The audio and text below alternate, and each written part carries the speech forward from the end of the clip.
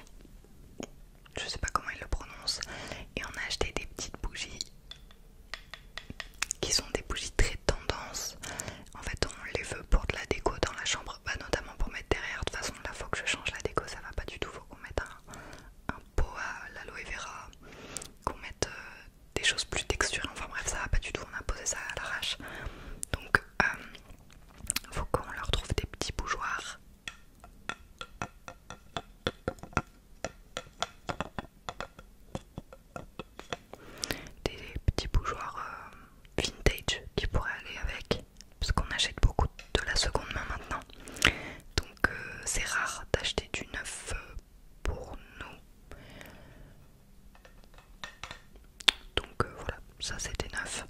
Et ça se fait beaucoup, il y en a de plein de couleurs différentes, mais du coup on est parti sur ça. C'était assez sympa et ça restera vraiment décoratif pour le moment, on compte pas les brûler.